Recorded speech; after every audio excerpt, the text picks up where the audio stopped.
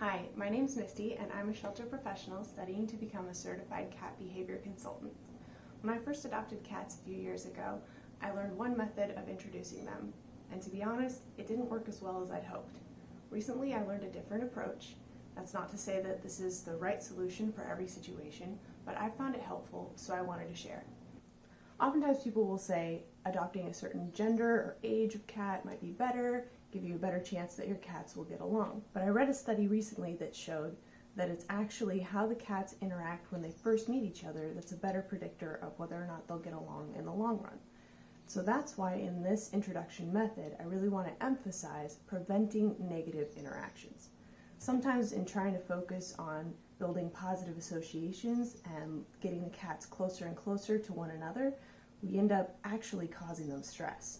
So rather than trying to have the goal of getting the cats closer and closer to each other, I think it's more important to focus on preventing negative interactions in the first place. I've broken it down into 3 phases. Phase 1 is all about the safe room.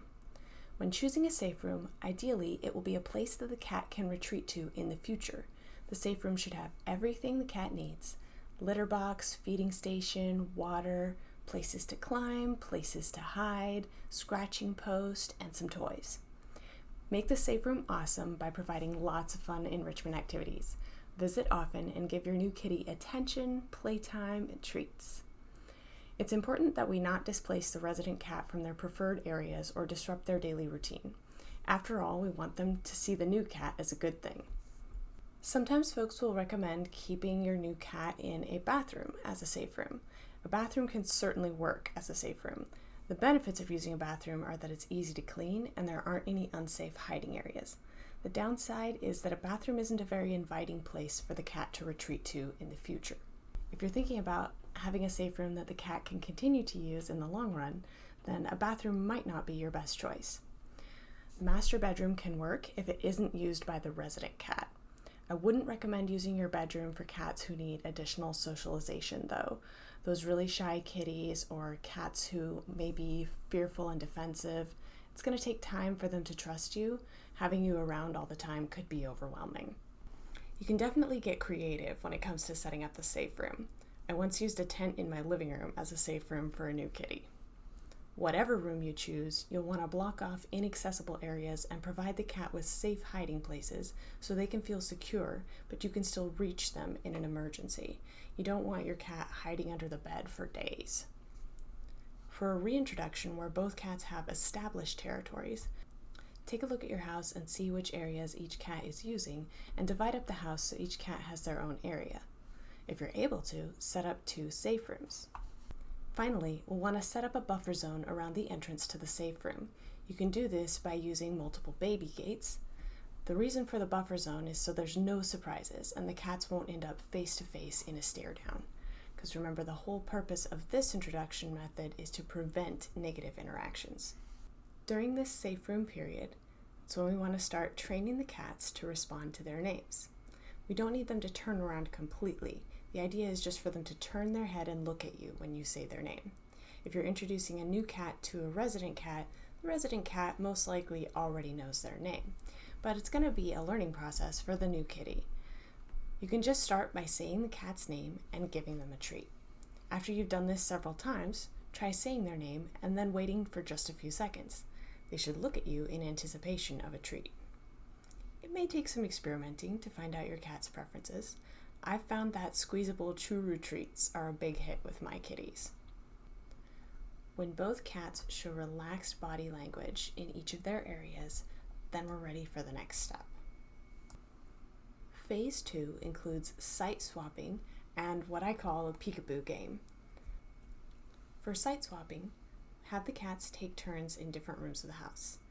It helps if the cats are trained to go into carriers, but site swapping can also be achieved by getting one cat in a separate room while you're having them trade places. Spread out resources around the home to minimize competition. Make sure there are plenty of vertical spaces and safe hiding places in each room. Then maintain a consistent schedule. Now, if one cat seems reactive to the other cat's scent, you can do a scent exercise. Rub a clean sock on the other cat's cheeks when the cat is nice and relaxed. Then you place that sock on the ground several feet away from the reactive cat. and as they start to approach, you pick up the sock and give them a treat. Be attentive to your cat's body language. If the cat seems stressed at any point, then do something else and end the session. And next time, make sure to pick up the socks sooner. If the cat's not showing signs of stress, then in the next session, you can let the kitty approach closer until eventually they're sniffing the sock without reacting and they can get a treat. Now we're ready for the peekaboo game. With the baby gates and blankets in place, train the kitty to get used to the safe room door opening, just a little at a time. We're going to work up to leaving the door open for several minutes.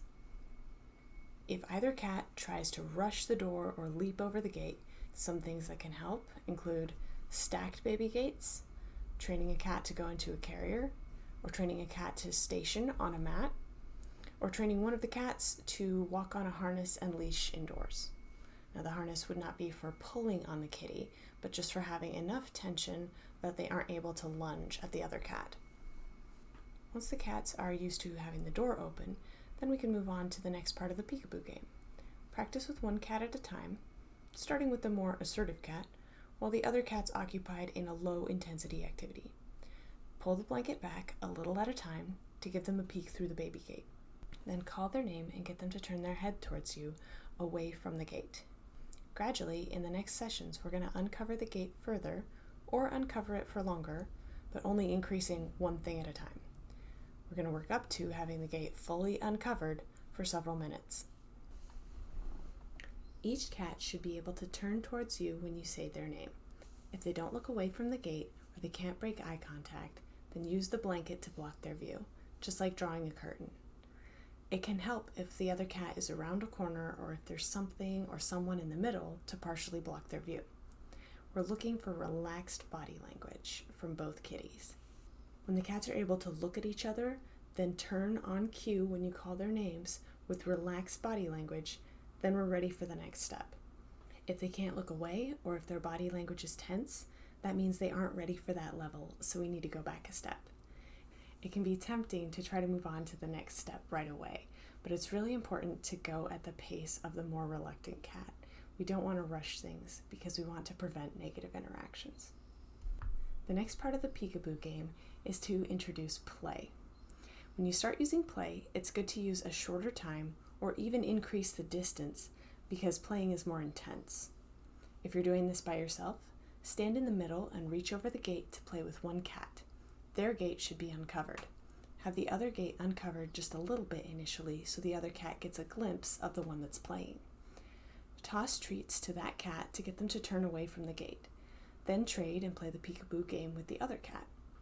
If at any point the cat won't look away and go after the treats, use the blanket to block their view as before. End the session and try again later at an easier level. It can be helpful to play the peekaboo game in different parts of the house, particularly for a reintroduction where each cat has their own established territory. When the cats can see each other play and turn away with relaxed body language, we're ready for the next step. As you can see, the peekaboo game works with dogs too. Phase 3 involves supervised visits graduating to unsupervised time.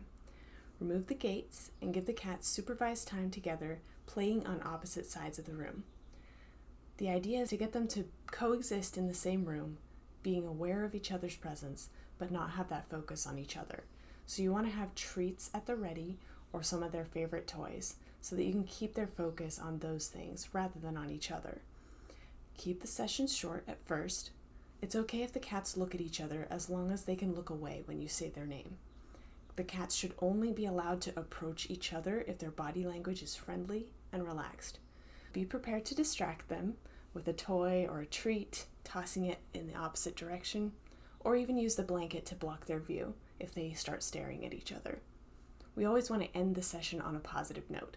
Quit while you're ahead, as they say. If you see signs of stress or aggression at any point, end the session and then go back a step and start at an easier level next time. At the end of the interaction, we want to return the new cat to the safe room, close the door, and replace the outer baby gate to maintain that buffer zone. Over time, we're going to progress towards longer supervised visits. Once you feel it's safe, allow the cats to spend a brief amount of time together unsupervised. Eventually, they can be unsupervised for longer. Always return the new cat to their safe room until you trust the two of them to be alone together. As before, this works with dogs too. Now, dogs can be intimidating to cats, so it's helpful to give the dog some exercise beforehand so they don't try to play with the kitty. Keep the dog focused on you. The cat should be free to approach or to get up out of reach. That's why it's important to have those vertical spaces and safe hiding places, so the cat has the choice if they want to interact. They don't ever feel trapped. Pay attention to the dog's body language too. Some dogs don't have experience around cats, and they may be stressed too. So we want to pay attention to the body language of both pets, and if you see any signs of stress, go back and try it at an easier level the next time. It is important to remember that some cats may never be friends, but using these methods or something like this, most often we're able to help them coexist peacefully. A proper introduction or reintroduction between cats definitely takes time. How much time really depends on the individual cats. So my best advice would be, don't get too attached to a timeline. It's probably going to take weeks or months to introduce them to each other, but it's worth taking your time to do it right. Thanks for watching.